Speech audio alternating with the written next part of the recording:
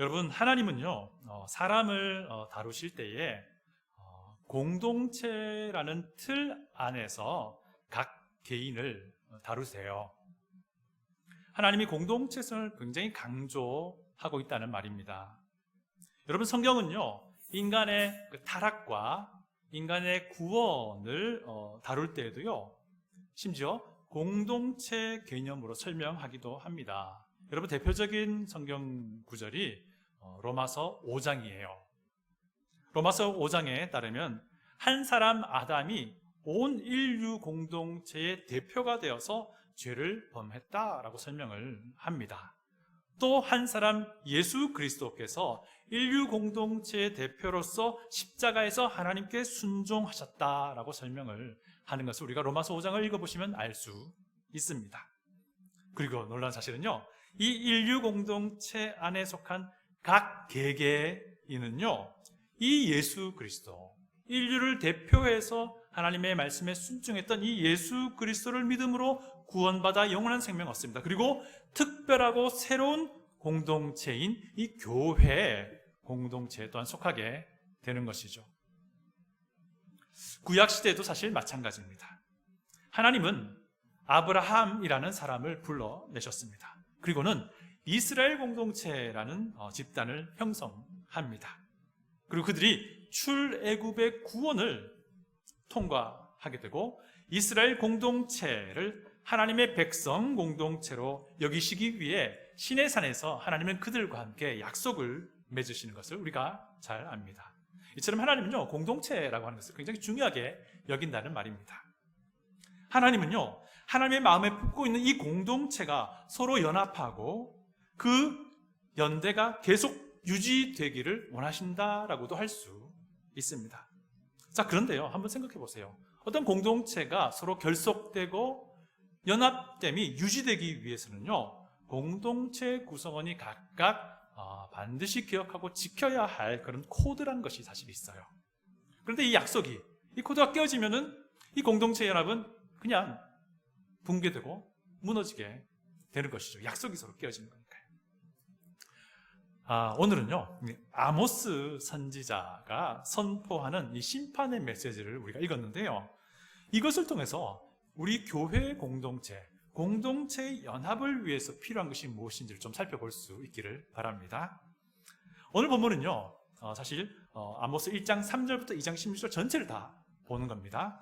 오늘 본문 보시면요, 아모스 선지자가 사실은 북이스라엘의 죄악을 경고하고 심판의 메시지를 전하는 그런 내용인데요. 그런데 이제 아모스 선지자는 이 북이스라엘에게 하나님의 심판을 경고하기 앞서서 북이스라엘 주변에 있는 여러 나라들에 대한 하나님의 심판의 메시지를 전하는 것을 보게 됩니다. 보시면요, 결국 이런 식으로 쭉 경고를 해나가면서 북이스라엘에게 경고의 초점이 맞춰지는 그런 모습인데요. 처음에는 다메섹, 가사, 그리고 두로에 대한 심판의 메시지가 전해져요. 이들 나라는 북이스라엘 주변에 있는 나라입니다. 북이스라엘과 경계를 하고 있거나 하나하나 건너 경계를 하고 있거나 이런 이제 나라들이에요. 그리고 이제 암몬과 에돔이라는 나라가 언급이 돼요. 이 나라들은요, 어떤 나라들이냐면 이 이스라엘 백성과는 사실은 조상을 올라가 보면 그들과 먼 친척 관계에 있는 그런 나라들입니다. 혈연 관계가 있는 나라라고 할 수 있죠. 그리고는 이제 모압이 추가되고 그 뒤에 이제 북이스라엘의 바로 밑에 있는 남유다에 대한 하나님의 심판의 메시지가 이어집니다. 남유다는 사실 북이스라엘과 같은 민족이죠. 자, 이런 식으로 점차 북이스라엘의 목을 막 조여가는 그런 형식으로 이제 각 나라들에 대한 하나님의 심판의 메시지가 아모스의 입을 통해서 막 나오고 있는 거예요. 결국 이겁니다. 야, 너 북이스라엘, 너 절대로 하나님의 심판을 피할 수 없어. 주변에 있는 나라들 봐. 그들 역시 다 하나님의 심판을 피할 수 없잖아. 이제 이런 메시지인 겁니다. 전체적으로 볼 때는요. 그래서 오늘 본문 좀 이해를 위해서요, 각 나라들이 어떤 죄를 범했기에 하나님이 심판을 하시는지를 좀 보기를 원합니다. 제일 먼저 언급된 민족은요, 다메섹이라고 언급돼요. 다메섹은 여러분 아람 나라의 수도예요. 시리아라고도 부르죠. 수리아라고도 부르고요. 이 나라의 수도인데요. 이 아람은 어디에 위치하고 있었냐면 북이스라엘의 북쪽에 바로 붙어있는 꽤 힘이 강한 나라였습니다. 그런데 이제 이 아람 민족을 하나님이 심판하시겠다는데 그 이유가, 그들의 죄가 무엇인지 잘 나옵니다. 먼저 1장 3절을 보시면요, 이렇게 말합니다. 이는 그들이 철 타작기로 타작하듯 길르앗을 압박하였음이라 라고 말해요. 이게 이제 그들이 심판받을 죄라고 하는 건데요. 혹시 여러분 철 타작기가 뭔지 아십니까? 철 타작기를 그림 보시면요, 이런 거예요. 썰매 모양이 판판한 큰 나무 판때기가 있고요. 그 밑에 그 바닥에 쇠 조각이 좀 촘하게 박혀 있는 거예요. 아주 날카로운 쇠 조각이. 그리고 이걸 위에 사람이 타요. 그리고 이거를 소가 끄는 거예요. 그리고 이 철타작기 밑에는 곡식들이 막 있는 거예요. 막 수확한 곡식들이. 그리고 이걸 이제 빙빙 돌려만 타면은 그 밑에 있던 곡식들이 으스러지면서 껍질이 벗겨지고 알곡이 이제 나오는 그런 거예요. 이제 이게 지금 무슨 말이냐면요, 꼭 마치 아람이 북이스라엘의 길르앗이라는 지역을 침공해서 그 사람들을 꼭 마치 이 철타작기 위에 얹어놓고 철타작기 돌린 것 같이 그렇게 아주 잔인하게 북이스라엘의 사람들을 괴롭혔다, 이 말을 지금 하고 있는 겁니다. 꼭 마치 그렇게 하는 것처럼 말이죠. 이건 뭐냐면요, 이들의 행위가 굉장히 비인간적이었다라는 것을 우리에게 보여줍니다. 인간의 존엄을 무시하는 그런 죄였다라는 거예요. 아주 비상식적인 상황이었다고 하는 겁니다. 이것이 만약에 전쟁 상황이었다 할지라도 이렇게 하면 안 되는 거라는 거예요. 지금 우크라이나와의 전쟁에서 막 전쟁 범죄의 흔적들이 나온다고 막 얘기하잖아요. 바로 이런 일들이 벌어졌다는 거예요. 결국 이 죄 때문에요, 이 아람 나라는 주전 732년에 아수르 제국에 의해서 멸망당합니다. 두 번째 민족은 이제 블레셋 민족이에요. 블레셋 민족은 북이스라엘 기준으로는 남서쪽 해안가, 지중해 해안가에 있던 민족인데요. 이들의 5도시 중 4개 도시가 오늘 우리 본문에 등장하는데요.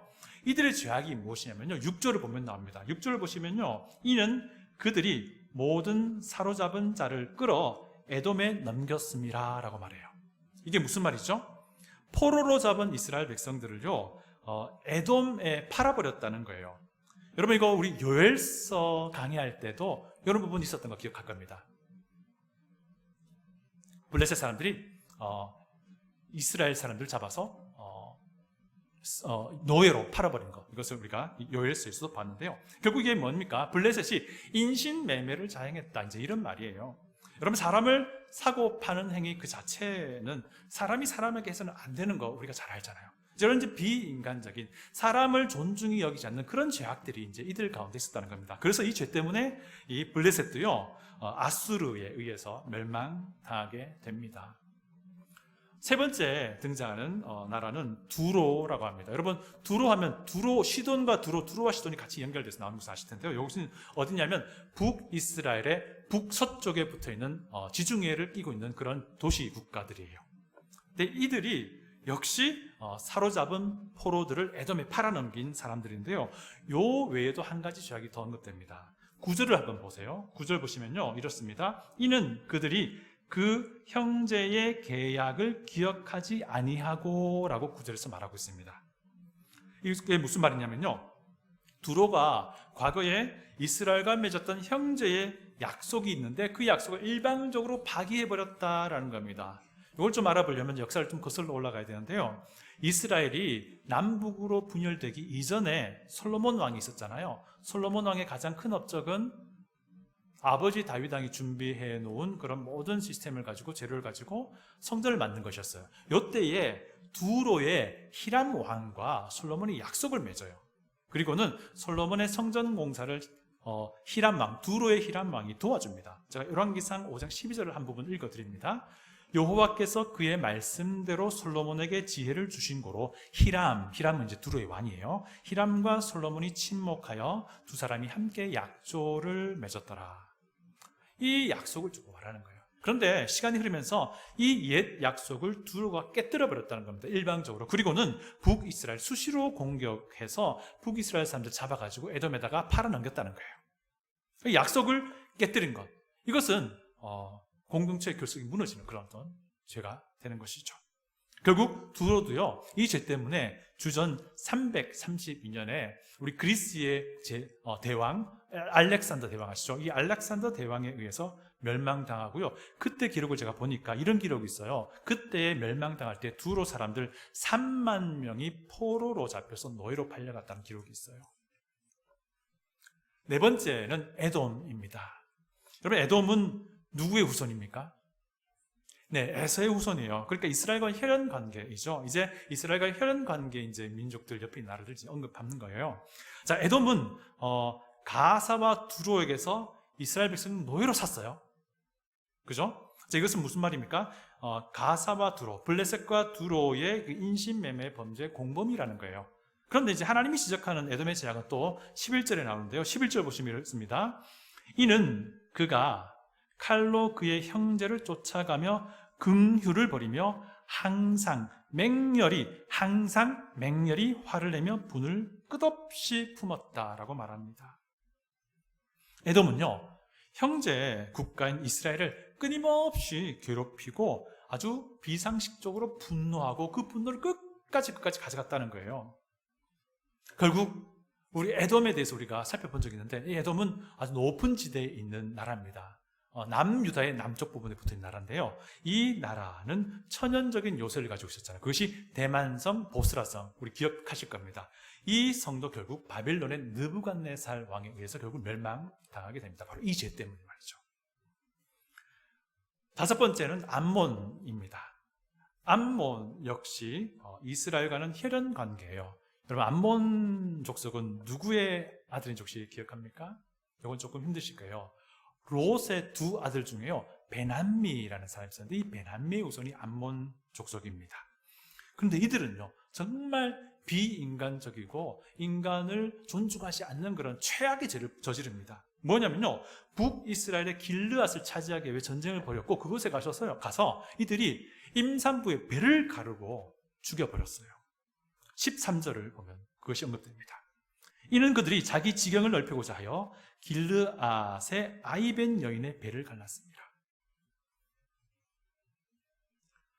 전쟁을 일으켜서 땅을 더 차지하는 것, 그것은 그 당시 고대사회에서 있을 법한 일이다. 그런데 그들은 아주 비참한 처참한 죄를 저지른 거예요. 임산부의 배를 갈라서 죽여버린 겁니다. 결국 이렇게 잔악한 민족인 암몬도 역시 하나님에 의해서 멸망당하는데요, 주전 734년에 하나님 역사를 움직이신 하나님에 의해서 아수르에 멸망당합니다. 여섯 번째는 모압이에요. 모압은 에돔과의 전쟁에서요, 에돔 왕들의 무덤을 파헤쳐가지고 그 무덤에서 파헤쳐진 그 뼈를 불태워버렸어요. 그때나 지금이나 다른 사람의 무덤을 파헤쳐서 훼손하는 것은 굉장히 비인간적인 일이에요. 이런 일을 이제 자행을 한 겁니다. 인간이 인간에게 해서는 안 되는 그런 일을 한 거예요. 결국 이 모압 역시 암몬이 멸망당할 때 함께 멸망당하는 것을 우리 성경 이제 본문 1장과 2장 초반부에 이야기를 해주고 있습니다. 자, 여기까지 우리가 여섯 민족에 대해서 죄악을 살펴보는데요, 이 죄악들은 전부 다 어떤 죄악들이에요? 너무나도 비상식적이야. 너무나도 비인간적이에요. 이런 폭력을 자행한 겁니다. 다메섹은 아주 비인간적인 폭력을 자행하고요, 가사, 블레셋은 인간은 물건 취급하여 팔아넘깁니다. 두로는 일방적으로 약속을 파기해 버려요. 에돔은 끝없이 분을 품고 아주 맹렬히 그 분을 끝까지 끌고 갑니다. 암몬은 임산부의 배를 갈라 죽이기까지 그런 아주 처참한 일을 저지르죠. 모압은 무덤을 파헤쳐서 그 뼈를 불태워버리는 그런 아주 반인륜적인 죄를 저질러요. 이런 행위는 누가 봐도 이거는 아니다라고 생각이 들잖아요. 너무나도 비인간적이고 비상식적인 거예요. 이 사람을 존중하지 않는 마음이 있으니까 이런 일을 행하는 거예요. 우리가 다 이제 이거 들으면서 이건 너무나도 비인간적이다, 비상식적이다라고 알 수 있잖아요. 왜 우리가 이런 모습들이 문제 있는 것이라고 생각합니까? 왜냐면요, 우리가 살고 있는 공동체 안에서 서로 간에 암묵적으로 동의하고 있는 거예요. 서로 간에 이것은 아니다라는 생각을 가지고 있는 거예요. 이런 행위들은 비인간적인 죄악이다라고 서로가 이제 인식을 하고 있는 거예요. 물론 때로는 정부에서 법이 정해서 이것은 잘못된 것입니다라고 말할 수 있지만 그 이전에 우리 인간 공동체 안에서 이것은 아니야, 이건 진짜 아니야 라는 생각을 다 공유를 하고 있는 거예요. 그래서 그렇게 생각하는 거예요. 자, 그러면 왜 우리 인간은요, 이런 공통적인 약속 혹은 공통적인 상식을 가지게 된 걸까요? 왜냐하면요, 하나님께서 인간에게 이러한 약속을 이미 우리에게 주셨기 때문에 그래요. 이 역사를 우리가 어디까지 찾아갈 수 있냐면요, 창세기의 기록을 통해서 알 수 있는데, 홍수 심판 직후에 하나님은 인류 공동체를 위한 한 가지 원리를 약속의 형태로 제시해 주세요. 그래서 우리가 창세기 9장에서 찾아볼 수 있어요. 제가 창세기 9장 한 부분을 읽어드릴게요. 한번 들어보세요. 다른 사람의 피를 흘리면 그 사람의 피도 흘릴 것이니 이는 하나님이 자기 형상대로 사람을 지으셨음이라. 너희는 생육하고 번성하며 땅에 가득하여 그 중에 번성하라 하였더라. 하나님이 노아와 그와 함께한 아들들에게 말씀하여 이르시되 내가 내 언약을 너희와 너희 후손과 너희와 함께한 모든 생물 곧 너희와 함께한 새와 가축과 땅의 모든 생물에게 세우리니. 하나님이 세우신 이 언약은 뭐냐면요, 다른 사람의 피를 흘리면 그 사람의 피도 흘릴 것이다, 이거예요. 하나님과 인간 공동체 사이에 이제 약속이 세워지는 거예요. 그런데 또 하나님과 인간 공동체 이 약속은 사실은 이 약속은 그들 공동체 내에 구성원들 간이 또 지켜야 할 약속이었던 거예요. 그 내용은 다른 사람 피 흘리면 너도 피 흘릴 것이다. 이 말이 무슨 말이에요? 그 사람, 다른 사람을 존중해야 한다, 이 말이에요. 그 사람의 인간성을, 그 사람의 인격을 존중해줘야 한다, 이 명령인 겁니다. 여러분, 지금 인류는 홍수 때문에 노아의 8가족만 남아있어요. 이제는 새로운 인류가 시작이 되는 거예요, 새롭게. 이 마당에 하나님이 이 명령을 주시는 겁니다. 이건 뭐냐면요, 인류 공동체의 대표자인 노아와 함께 하나님이 이 약속을 맺는 것인데, 너희들 인류 공동체 안에서의 서로 사이에서 서로 존귀히 여겨주고 서로 그 사람의 존엄을 지켜야 한다, 이제 이 약속을 주는 겁니다. 근데 왜 이들이 서로를 존중해야 합니까? 이는 하나님이 자기 형상대로 사람을 지으셨습니다. 바로 이겁니다. 비록 우리가 죄 때문에 우리 안에 하나님의 형상이 부서지고 일그러져 있긴 하지만 여전히 우리 안에는요, 하나님의 이미지가 그대로 남아있다는 거예요. 그래서 내 옆에 있는 이 사람을 내가 존중히 여기지 않으면 그 안에 있는 하나님의 이미지를 존중히 여기지 않는 것이다 라는 거예요. 여러분, 굉장히 재미있는 사실이 오늘 본문에서 발견되는데요. 뭐냐면 각각 민족에 대해서 하나님의 심판을 선포할 때에 같은 어떤 문구가 반복이 돼요. 그것이 무엇입니까? 서너 가지 죄로 말미암아 내가 그 벌을 돌이키지 않겠다라는 거예요. 한번 우리 다시 본문 아모스로 돌아와서 1장 3절 보시면요, 다메섹의 서너 가지 죄로 말미암아 그 벌을 돌이키지 않겠다. 6절 가사의 서너 가지 죄로 말미암아, 9절 두로의 서너 가지 죄로 말미암아, 11절 에돔의 서너 가지 죄로 말미암아, 13절 암몬의 서너 가지 죄로 말미암아, 쭉쭉 가서 우리가 저 앞으로 보게 되겠지만 유다, 북이스라엘도 마찬가지예요. 2장 4절 보면 유다의 서너 가지 죄로 말미암아, 그리고 북이스라엘도 2장 6절 보시면요, 이스라엘의 서너 가지 죄로 말미암아 내가 그 벌을 돌이키지 않겠다. 이제 이것이 계속 패턴으로 반복이 되는데요, 여기서 사용하고 있는 서너 가지 죄 할 때 죄라는 이 단어가 굉장히 재밌는 단어예요. 히브리어에는요, 죄를 언급하는 단어가 굉장히 많이 있는데요, 그 중에 오늘 이 본문에서 다 같이 쓰이고 있는 이 죄, 영어로는 transgression이라고 번역이 됐을 거예요. 이 죄를 가리키는 히브리어 단어는요, 페샤라는 단어예요. 페샤라는 단어인데 이 단어가 원래 의미는 뭐냐면요, 반역이라는 단어예요. 반역. 특별히 어떤 경우에 이 반역이라는 단어가 쓰이냐면요, 연합체의 결속을 깨뜨리는 행위를 할 때에 이 반역, 페샤라는 이 단어를 썼어요. 이게 무슨 말입니까? 이스라엘 주변에 있는 민족들을 하나님 심판하는 과정인데, 하나님이 왜 심판을 하느냐 이겁니다. 그들이 그 어떤 약속을 깨뜨렸다는 거예요. 서로 간에 주어진 이 약속, 뭔가를 깨뜨렸다는 거예요. 그래서 하나님이 그들을 심판하신다라는 것을 우리가 알 수 있는 거예요. 그 약속이 바로 뭐냐면 과거 홍수 직후에 노아와 하나님이 세우셨던 바로 그 약속인 거예요. 인간의 존엄성이 인간에 의해 지켜져야 한다. 인간이 서로 존중되어져야 한다. 이것을 이들이 깨뜨렸기 때문에 하나님이 지금 친히 이들의 죄악에 대하여 심판하시는 겁니다. 여러분, 이것은 또 인류 공동체의 그 연대를 위한 원리로 하나님이 노아를 통해 주신 이 원리가 사실은 또한 하나님은 이스라엘 공동체에도 그대로 적용하고 있어요.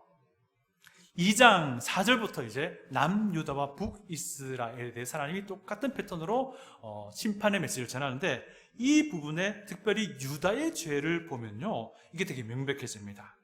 남유다가 지었던 죄악이 뭐냐면요, 그들이 하나님과 맺은 언약을 깨뜨렸다는 거예요. 다 같이 우리 2장 4절을 읽어볼게요. 다 같이 2장 4절을 읽어보겠습니다. 시작. 여호와께서 이와 같이 말씀하시되 유다의 서너 가지 죄로 말미암아 내가 그 벌을 돌이키지 아니하리니 이는 그들이 여호와의 율법을 멸시하며 그 율례를 지키지 아니하고 그의 조상들이 따라가던 거짓 것에 미혹되었음이라. 이것이 남유다를 향한 하나님의 경고의 내용이에요. 여기에서 말하는 여호와의 율법과 그 율례가 무엇일까? 이것은요, 모세를 통해서 하나님이 이스라엘 백성에게 주었던 그 약속의 상황을 이야기하고 있어요. 시내산에서 하나님은 이스라엘 공동체, 하나님의 백성이라는 공동체와 언약을 맺었습니다. 그리고 이스라엘이 하나님의 말씀에 순종하면 하나님이 그들의 하나님 되어서 그들을 보호하시겠다라고 하는 것이었죠. 그리고 그들이 순종해야 할 하나님의 명령, 하나님의 말씀으로 주신 것이 바로 그 당시에 율법이었던 거예요. 그런데 이 언약과 이 율법은 이스라엘 공동체와 하나님과의 연합을 위한 것이기도 하지만 또한 그들 이스라엘의 하나님의 백성 공동체 안에 서로가 서로 연합을 위한 그런 명령이기도 한 것이었어요. 여러분, 율법의 내용을 예수님이 두 가지로 언급하셨어요. 요약하셨어요. 무엇입니까? 하나님을 사랑하고 이웃을 사랑하라, 이것이었어요. 율법에서 이웃을 사랑하라 하는 부분이 바로 과거에 노아, 인류 공동체의 대표였던 노아에게 하나님이 하셨던 그 약속과 일맥상통한 거예요. 동일한 겁니다. 자, 그러면서 이제 남유대한 죄를 지적하고 바로 이제 북이스라엘로 넘어오는데요. 북이스라엘, 그들의 죄를 지적하는데 이들의 죄 역시 주변에 있는 나라들의 그 죄들과 똑같아요. 인간의 존엄을 소중히 여기지 않고 존중하지 않는 바로 그 죄가 그대로 이어지고 있는 겁니다. 그래서 이 죄가 이어지는 것은 결국 율법을 어기는 겁니다. 이웃을 사랑하지 않는 그런 부분들이 이들의 죄였던 거예요. 이 말은 무슨 말입니까? 이런 죄가 계속 이어지면 하나님의 백성 공동체, 이스라엘 공동체의 그 연대와 유대와 연합이 무너지는 것이고 결국 그들은 하나님의 백성이라는 공동체로서의 가치를 잃어버리게 되는 거예요. 이런 내용을, 그 북이스라엘이 지었던 죄가 무엇인지 이런 내용을 우리가 지난주에 좀 많이 자세히 살펴보았던 거 기억합니다. 이스라엘의 부자들은요, 돈을 권력으로 생각하고 사람들 착취했던 거 우리가 지난주에 살펴봤어요. 그들이 착취하던 이웃들은요, 이스라엘이라는 하나님의 백성 공동체에서 서로 연합하고 서로 하나가 되어야 할 하나님의 형상을 가진 사람들이었던 거예요. 그런데 힘을 가진 자들은 그들에 대한 배려, 존중 없었던 거예요. 전혀 그들 안중에 이것이 없었어요. 그래서 그들은 부당한 재판을 일삼고 인신매매까지 행한 겁니다. 이는 그들이 은을 받고 의인을 팔며 신 한 켤레를 받고 가난한 자를 팔며, 우리가 지난주에 살펴본 부분입니다. 이 배려와 존중이라는 것이 그들에게 없었기 때문에 그들은 다른 사람을 아주 억울한 상황으로 밀어넣었어요. 우리 2장 7절 한번 보실래요? 2장 7절. 힘없는 자의 머리를 티끌먼지 속에 발로 밟고 라고 말이 나옵니다. 여러분, 이게 무슨 말이냐면요, 당시에 고대 근동사회에서 아주 힘들고 어렵고 괴롭고 억울한 일을 당하면 그 슬픔을 표현했잖아요. 그때 재를 머리에 뒤집어 썼어요. 누가 죽었을 때도 슬픔 표현할 때 그렇게 했잖아요. 이런 일이 있었는데, 이게 뭐냐면 이 힘 있는 자들이 어떤 사람들을 존중하지 않고 그들을 발로 밟아서 제 더미 위에 발로 밟았다는 말은 그들이 억지로 그들을 억울한 가운데 밀어넣었다는 거예요. 왜? 그들이 사람을 존중하지 않았기 때문에 그런 겁니다. 또 힘을 가진 사람들이 정말 비참한 상황에 내몰린 사람들을 그들의 즐거움을 위해 사용했습니다. 계속해서 2장 7절 보시면요, 아버지와 아들이 한 젊은 여인에게 다녀서라고 말합니다. 이런 상황이에요. 또 2장 8절 보시면요, 이런 말씀이 있어요. 모든 제단 옆에서 전당 잡은 옷 위에 누우며, 당시 서민들은요, 가나안의 차가운 밤 공기를 피하기 위한 유일한 수단이 자기 겉옷이었어요. 이 겉옷이 밤에는 이불이 되었던 거죠. 그런데 부자인 사람이 가난한 사람의 옷을 이제 전당을 잡은 거예요. 담보로 잡은 겁니다. 돈을 빌려주고. 그러면 하나님의 율법, 그들의 이스라엘 백성 공동체, 하나님의 백성 공동체의 연대를 위해서, 연합을 위해서 주신 하나님 그 율법에 의하면 그런 일이 있으면 밤이 지나기 전에 그 낮에 그것을 돌려주라고 했거든요. 그런데 이들은 그렇게 하지 않았던 거예요. 왜?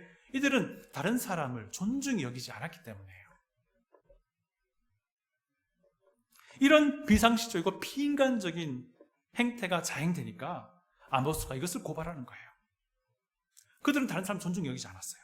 이렇게 되면 결국 이 하나님의 백성 공동체의 연합은 무너지는 겁니다. 서로가 신뢰가 깨어지니까요. 자, 이제 이런 상황에서 하나님은요, 이런 북이스라엘을 통해서 행해서 출애굽의 구원을 이야기해요. 우리 다 같이 2장 10절 11절을 읽어보겠습니다. 2장 10절 11절입니다. 내가 너희를 애굽 땅에서 이끌어내어 40년 동안 광야에서 인도하고 아모리 사람의 땅을 너희가 차지하게 하였고, 또 너희 아들 중에서 선지자를, 너희 청년 중에서 나실인을 일으켰나니 이스라엘 자손들아, 과연 그렇지 아니하냐? 이는 여호와의 말씀이니라. 여러분이 출애굽의 구원을 말한다는 것은요, 그들을 하나님의 백성 공동체로 부르신 하나님을 기억하라는 거예요. 그때 시내산에 주셨던 그 언약을 기억하라는 겁니다. 그 언약을 주시면서 지키려고 하신 그 율법을 기억하라는 이 말이에요. 그렇게 할 때에만 그들이 하나님의 백성 공동체라는 그 정체성을 잃어버리지 않고 그 정체성 안에서 서로 연합되고 결속된다는 겁니다. 하나님이 왜 그들 가운데에 선지자도 세우고 나실인도 따로 구별하셨습니까? 왜냐하면요, 이스라엘 백성들이 하나님의 백성 공동체의 연합을 위해서 하나님의 율법 안에 거해야 한다는 것을 계속 그들에게 말씀하고 선포하고 리마인드 시켜준 거예요. 그들이 이 연합을 깨뜨리는 어떠한 행위도 하나님은요, 패샤라고 여기겠다는 겁니다. 여러분, 이 죄악의 대가가 무엇인지 2장 13절부터 16절에 나와요. 여러분, 이걸 보시면요, 이런 겁니다. 읽어보시면요, 그 누구도, 어떠한 강력한 자도 이 하나님의 심판에서 벗어날 수 없다는 거예요. 제가 한 구절만 읽어드립니다. 16절이에요. 용사 가운데 그 마음이 굳센 자도 그날에는 벌거벗고 도망가리라. 여호와의 말씀이다. 그 어떤 힘 있는 자도요, 어떤 권력 있는 자도 이 페샤라는 죄를 지으면 하나님의 심판에서 벗어날 수 없다라고 아주 강력하게 지금 아모스의 입을 통해서 북이스라엘의 그들을 지금 하나님 경고하고 있는 거예요. 여러분, 저는 이 시점에서 우리 신약 교회 공동체를 생각해 보지 않을 수가 없습니다. 하나님이 이 시대에 예수님의 몸이라는 교회 공동체를 세우셨어요. 그리고 하나님은 이 아름다운 예수님의 몸, 가족 공동체의 연합과 연대를 너무나도 중요하게 생각하고 계세요. 어떻게 할 수 있냐면요, 우리가 신약 성경 전체를 읽어봐도요, 이 교회 공동체의 연합을 깨뜨리는 그 어떠한 행위에 대해서도 아주 엄하게 다루는 것을 우리가 보게 돼요. 자세한 구체적인 부분 나중에 또 기회가 되면 볼 수 있기를 원합니다. 그리고 이 교회 공동체의 연합을 위해서 이 공동체 구성원들이 반드시 기억하고 지켜야 할 원리가 주어졌습니다. 그것은요, 예수 그리스도 십자가인 겁니다. 십자가가 우리에게 무엇을 보여줍니까? 십자가는요, 하나님의 공의를 보여줍니다. 하나님의 공의가 있었기에 자기 아들 예수 그리스도를 십자가에 죽게 하신 겁니다. 또 십자가는 우리에게 무엇을 보여줍니까? 우리가 죄인됨을 보여줘요. 또 십자가가 우리에게 무엇을 보여줍니까? 죄인된 우리가 반드시 돌아서야 함을, 반드시 회개해야 함을 우리에게 보여줍니다. 또 십자가는요, 우리에게 너무나도 크신, 무한하신 하나님의 사랑과 긍휼을 보여줍니다. 그래서 우리가요, 이 십자가를 계속 생각하고 묵상해 보면요, 우리가 무엇을 알게 되냐면요, 우리가 예수 그리스도의 십자가 안에서 그 누구보다도 하나님께로부터 존중함을 받았다는 것을 우리가 알게 됩니다. 믿습니까? 아멘? 네, 맞습니다. 이것이 십자가예요. 우리가 이런 존재라면요, 우리는 우리 교회 공동체 안에서 우리 스스로는 다른 사람에게 존중받아야 돼요. 하나님이 우리 존중하셨으니까. 이 말은 또 무슨 말입니까? 나도 내 옆에 있는 하나님의 사람을 존중해야 한다는 거예요. 이것이 무너지면 이 교회 공동체, 예수님의 몸 공동체의 연합은 조금씩 깨어지는 겁니다. 이런 교회 공동체의 연합을 깨뜨리는 이 행위를 하나님은 패샤라고 여기실 거예요. 하나님은 우리 생수 교회의 이 공동체의 연합이 계속 이어지고 유지되기를 바라세요. 예수 그리스도 십자가 안에서 우리 아름다운 예수님의 몸 교회가 계속 연합되기를 바라신다고요. 예수님이 다시 이 땅에 오실 그때까지. 다시 한번 권면드립니다. 십자가로 돌아가십시다. 우리는 십자가 안에서요, 예수 그리스도 안에서 하나님께 너무나도 큰 존중을 받았어요. 그래서 우리는 다른 사람에게도 존중받아야 되고요, 또 우리는 다른 사람을 존중해야 돼요. 그들은 하나님의 형상을 가진 존재이기 때문에, 그들이 예수 그리스도를 구주로 믿는다면 그들은 역시 예수 그리스도의 십자가 안에서 하나님의 아들, 딸 된 자이기 때문에 그렇습니다. 서로가 존중받고 또 서로를 존중해주는 이 아름다운 믿음의 공동체, 교회 가족이 되기를 원합니다. 그리스도 십자가 안에서 오늘 내가 멈춰야 할 나의 패션은 무엇인지 진지하게 돌아볼 수 있기를 원합니다. 다시 기도하겠습니다.